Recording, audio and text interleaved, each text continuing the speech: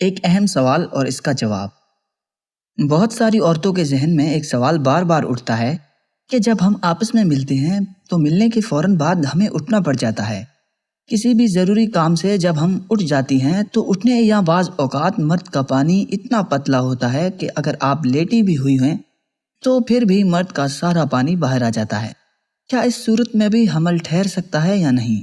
تو اس کا جواب ہے جی ہاں، اس صورت میں بھی حمل ٹھہر سکتا ہے۔ ایک اور سوال کہ آپ نے یوٹیوب پر اکثر ویڈیوز میں دیکھا اور سنا ہوگا یا بعض اوقات ڈاکٹرز بھی یہی مشورہ دیتے ہیں کہ عورت یا بیوی کو اپنے شوہر سے ملنے کے بعد حاملہ ہونے کے لیے کم سے کم 5 اور زیادہ سے زیادہ 10 سے 15 منٹ تک اسی پوزیشن میں لیٹے رہنا چاہیے۔ بعض ویڈیو میں یہ بتایا گیا ہے کہ کچھ ٹائم کے لیے ٹانگیں اوپر کر کے رکھنی چاہیے تو تب ہی حمل ٹھہر سکتا ہے۔ تو اس کی کیا وجوہات ہیں؟ حاملہ ہونے کے لیے پورے مہینے میں سوائے ماہواری کے دنوں کے کوئی ٹائم ٹیبل مقرر نہیں ہے۔ آپ کسی بھی وقت حاملہ ہو سکتی ہیں، لیکن پورے مہینے میں کچھ دن ایسے ہوتے ہیں کہ اگر ان دنوں میں میاں بیوی آپس میں ملیں گے تو حاملہ ہونے کے امکانات بہت زیادہ ہوتے ہیں، اور کچھ دن ایسے ہیں کہ جس میں حاملہ ہونے کے امکانات کم ضرور ہوتے ہیں لیکن بالکل ختم نہیں ہوتے۔ اس موضوع پر میں ایک تفصیلی ویڈیو پورے مہینے کے ڈائیگرام کے ساتھ بنا چکا ہوں، جس میں نے آپ کو بتایا ہے کہ کب اور کن دنوں میں اگر میاں بیوی آپس میں ملے تو حاملہ ہونے کے امکانات کتنے فیصد ہیں۔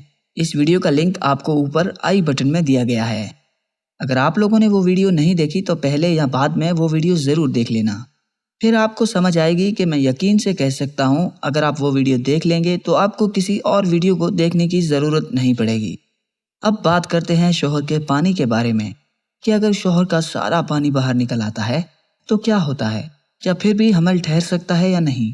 اگر آپ مرد کے پانی کا خود بینی مشاہدہ کریں گے تو اس میں آپ کو ہزاروں نہیں بلکہ لاکھوں کی تعداد میں چھوٹے چھوٹے جراثیم نظر آئیں گے جو کہ عام انسانی آنکھ سے نظر نہیں آتے۔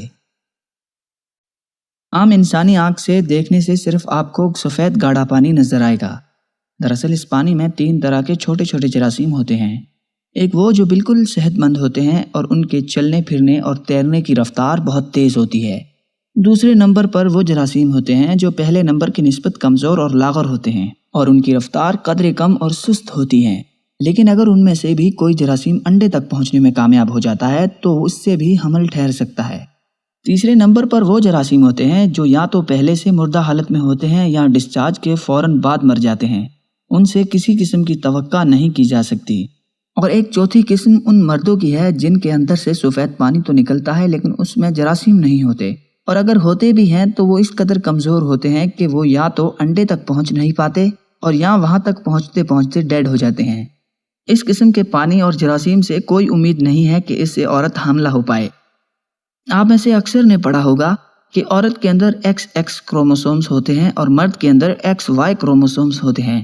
اگر مرد کا X کروموسومز عورت کے X کروموسومز سے مل جاتا ہے تو بیٹی پیدا ہوتی ہے، اور اگر مرد کا Y عورت کے X سے مل جائے تو بیٹا پیدا ہوتا ہے۔ اب جیسے ہی میاں اور بیوی آپس میں ملتے ہیں یا ملنے کے بعد میاں کا پانی اندر خارج ہوتا ہے، اس کے بعد بیوی اٹھ جاتی ہے تو سارا پانی باہر آ جاتا ہے، اور تھوڑی دیر بعد آپ کے اندر سے پانی کے قطرے آنا ختم ہو جاتے ہیں۔ بظاہر تو ایسے لگتا ہے کہ معاملہ ختم ہو گیا، لیکن نہیں، ایسا نہیں ہے۔ وہ جو چھوٹے چھوٹے جراثیم ہوتے ہیں جو ہمیں نظر نہیں آتے، ان میں جو صحت مند جراثیم ہوتے ہیں وہ آپ کے اندر کی دیواروں سے چپک جاتے ہیں اور خارج ہونے کے بعد فوراً اندر کی طرف موومنٹ شروع کر دیتے ہیں اور انڈے کی تلاش میں نکل جاتے ہیں، اور جو زیادہ کمزور ہوتے ہیں یا ڈیڈ ہوتے ہیں وہ اس پانی کے باہر آنے کے ساتھ ہی باہر آ جاتے ہیں۔ یہ جو سفید پانی ہوتا ہے، یہ پانی ان جراثیم کو زندہ رکھنے اور ایک سازگار ماحول فراہم کرتا ہے اور جراثیم کو مرد کے اندر سے باہر لانے میں مدد دیتا ہے۔ ڈسچارج کے بعد پانی کا کام تقریباً ختم ہو جاتا ہے، اس کے بعد جراثیم کا کام شروع ہو جاتا ہے۔